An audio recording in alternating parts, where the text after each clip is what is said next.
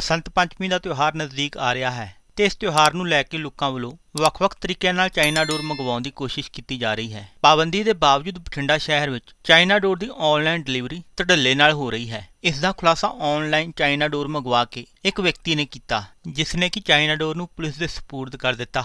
ਇਸ ਸੰਬੰਧੀ ਚਾਈਨਾ ਡੋਰ ਮੰਗਵਾਉਣ ਵਾਲੇ ਸਤਿੰਦਰ ਕੁਮਾਰ ਨੇ ਕਿਹਾ ਕਿ ਉਸ ਵੱਲੋਂ ਇੱਕ ਵੈਬਸਾਈਟ ਰਾਹੀਂ ਚਾਈਨਾ ਡੋਰ ਮੰਗਵਾਈ ਗਈ ਸੀ ਤੇ ਜਦੋਂ ਡਿਲੀਵਰੀ ਬੁਆਏ ਚਾਈਨਾ ਡੋਰ ਦੇਣ ਲਈ ਆਇਆ ਤਾਂ ਉਸਨੇ ਇਸ ਬਾਰੇ ਪੁਲਿਸ ਨੂੰ ਸੂਚਿਤ ਕੀਤਾ। मेरा नाम सतिंदर कुमार है और मैं शिवसेना पंजाब का नेशनल एडवाइज़र हूँ।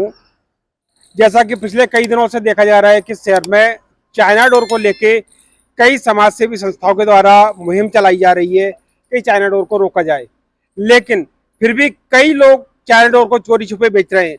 लेकिन हमारे ध्यान में एक मामला आया, सबसे ज़्यादा मामला वो आया ऑनलाइन चाइना डोर का, जहाँ पे मोनोकाइट थ्रेड के नाम से धागा बेचा जा रहा है। लेकिन वो क्या कर रहे हैं, उसके ऊपर एक स्टिकर लगा देते हैं कि this thread not for kite flying, ये पतंग उड़ाने के लिए नहीं है। क्या सिर्फ इतना लिखने से उनका बचाव हो जाता है?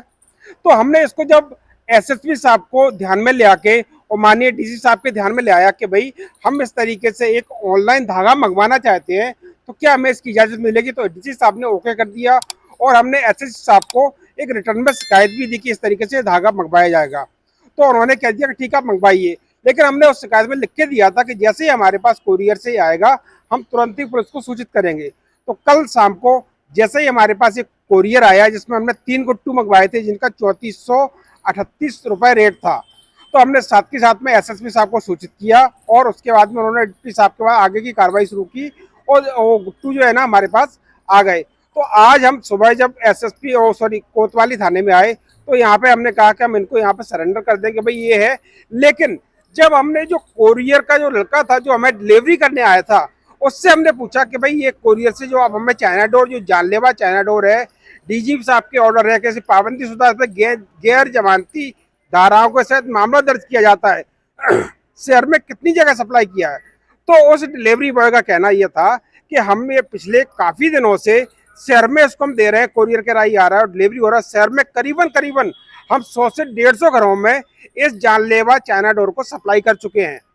लेकिन साथ में उन्होंने ये बताया कि हमारी जो शैडो एफएक्स कंपनी है ये तो कर ही रही है, लेकिन साथ में फ्लिपकार्ट, अमेजोन और भी कई कोरियर कंपनियां हैं जो इस तरीके के चाइना डोर को ऑनलाइन शहर में सप्लाई कर रही हैं।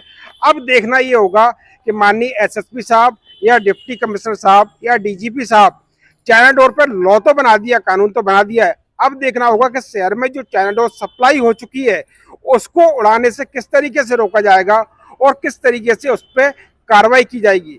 लेकिन बात अगर वहीं मीशो कंपनी की बात करें तो मीशो कंपनी को मैं ट्वीट करके बताया था कि आपकी साइट पर इस तरीके से जानलेवा प्रतिबंधित चाइना डोर बेची जा रही है, तो उन्होंने आश्वासन दिया था कि आगे से हमारा ऐसा नहीं हो जाएगा।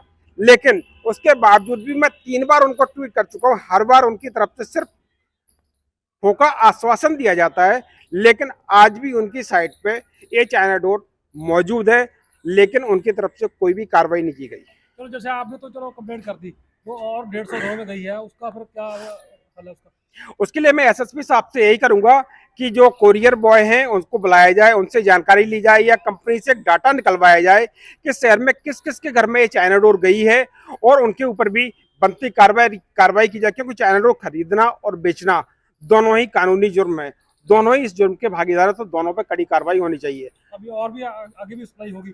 हाँ बिल्कुल हो सकती है। मैं जैसा कि मैंने बताया कि मीशो कंपनी को मैं कई बार ट्वीट कर चुका हूँ, हर बार उनकी तरफ से आश्वासन दिया जाता है, लेकिन आज भी उनकी साइट पे चाइना डोर उपलब्ध है, लेकिन अभी भी उनकी साइट से वो चाइना डोर हटाई नहीं गई। कौन से कोरियर का है ये हमारे पास जो आया ये फूड एक्स शैडो एफएक्स करके है, लेकिन जब हमने कोरियर बॉय से बात की तो उसका कहना यह था कि अकेली हमारी कंपनी नहीं है, और भी कई कोरियर कंपनी है, सारी कंपनियों के पास आ रहा है और सभी कंपनियां इसको शहर में सप्लाई कर। उधर एसएचओ थाना कोतवाली परमिंदर सिंह ने कहा कि इस बारे सीनियर पुलिस अधिकारियों को सूचित कर दिता गया है, मामले की छानबीन की जा रही है ਤੇ ਬਣਦੀ ਕਾਨੂੰਨੀ ਕਾਰਵਾਈ ਕੀਤੀ ਜਾਵੇਗੀ।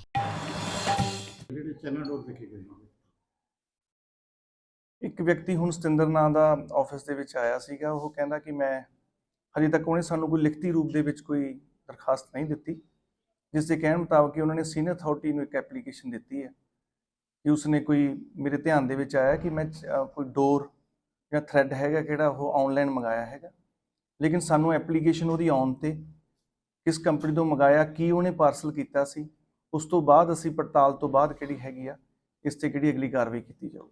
ਉਹਦੇ ਬਿਆਨ ਮੁਤਾਬਕ ਉਹ ਕਹਿੰਦਾ ਵੀ ਇਹ ਤਕਰੀਬਨ 100-150 ਬੰਦੇ ਨੂੰ ਹੋਰ ਵੀ ਸਪਲਾਈ ਕੀਤੀ ਹੈ ਉਸ ਡਿਲੀਵਰੀ ਬॉय ਨੇ।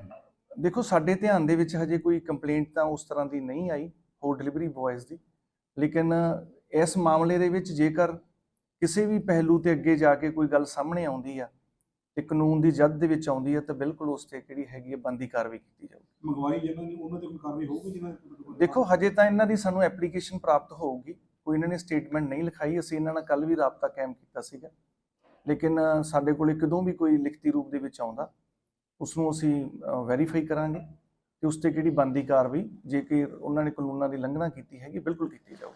ਇਸੇ ਤਰ੍ਹਾਂ ਦੜਵਾ ਪੁਲਿਸ ਨੇ ਦੁਕਾਨਾਂ ਤੇ ਛਾਪੇਮਾਰੀ ਕਰਕੇ ਚਾਈਨਾ ਡੋਰ ਬਰਾਮਦ ਕੀਤੀ। ਇਸ ਮੌਕੇ ਐਸਐਚਓ ਦੜਵਾ ਸੰਦੀਪ ਸਿੰਘ ਨੇ ਕਿਹਾ ਕਿ ਸ਼ਹਿਰ ਅੰਦਰ ਕੋਈ ਵੀ ਚਾਈਨਾ ਡੋਰ ਵੇਚਣ ਵਾਲਾ ਨਹੀਂ ਬਖਸ਼ਿਆ ਜਾਵੇਗਾ।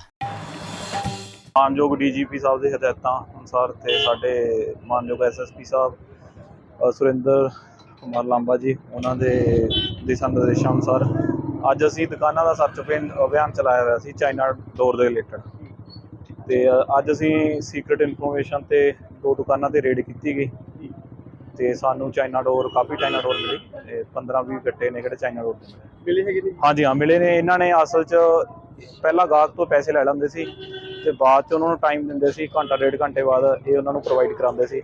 ਇਹਨਾਂ ਨੇ ਉੱਪਰ ਆਪਦੀ ਮੈਂਪਟੀ ਸੀ ਜਿਹੜੀ ਮੈਂਪਟੀ ਦੇ ਉੱਪਰ ਲੁਕੋਏ ਹੋਏ ਸੀ, ਪਾਣੀ ਦੀ ਟੈਂਕੀ ਸੀ ਉਹਦੇ ਉੱਤੇ ਵਿੱਚ ਲੁਕੋਏ ਹੋਏ ਸੀ।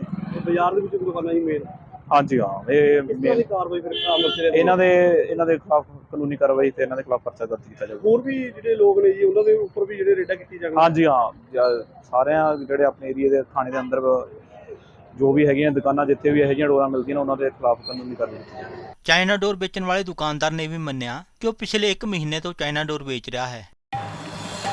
ਹਾਂਜੀ ਕੀ ਨਾਮ ਹੈ ਜੀ? ਰਿੰਕੂ ਕੁਮਾਰੀ। ਰਿੰਕੂ ਜੀ ਇਹ ਜਿਹੜੀ ਤੁਸੀਂ ਚਾਈਨਾ ਡੋਰ ਵੇਚਦੇ ਹੋ ਕਿੰਨੇ ਕੁ ਟਾਈਮ ਤੋਂ ਸਮੇਂ ਤੋਂ ਵੇਚ ਰਹੇ ਹੋ? ਇਹ ਸਰ 1 ਮਹੀਨੇ ਤੋਂ ਸਰ। ਕਿੰਨੀ ਕੁ ਵੇਚਤੀ ਹੁਣ ਤੱਕ? ਔਰ ਕਿਹੜੀ ਵਿਕਦੀ 1 ਗੱਟੂ 2 ਗੱਟੂ ਡੇਲੀ ਦੇ ਲਾਉਂਦੇ, ਕਦੇ ਕਦੇ ਨਹੀਂ ਵੀ ਵਿਕਦੇ ਸਾਰਾ, ਕਦੇ ਕਦੇ ਵਿਕਦੀ ਇੱਕ ਦਾ। ਸਰਕਾਰ ਦੀਆਂ ਹਦਾਇਤਾਂ ਦੀ ਉਲੰਘਣਾ ਕਰਦੇ ਹੋ ਤੁਸੀਂ, ਬੱਚਿਆਂ ਦਾ ਜਿਹੜਾ ਬਹੁਤ ਨੁਕਸਾਨ ਹੁੰਦਾ ਹੈ, ਇਹਨੂੰ ਕਿਵੇਂ ਦੇਖਦੇ ਹੋ? ਸਰ ਮੈਂ ਸਮਝਿਆ ਸਾਰੀ ਗੱਲ ਸਮਝਦਾ। ਗਲਤੀ ਹੋਈ ਹੈ ਤੁਹਾਡੇ ਤੋਂ? ਹਾਂਜੀ ਅੱਗੇ ਤੋਂ ਇਸ ਤਰ੍ਹਾਂ ਦੀ ਨਹੀਂ ਸਰ 1% ਵੀ ਨਹੀਂ ਸਰ।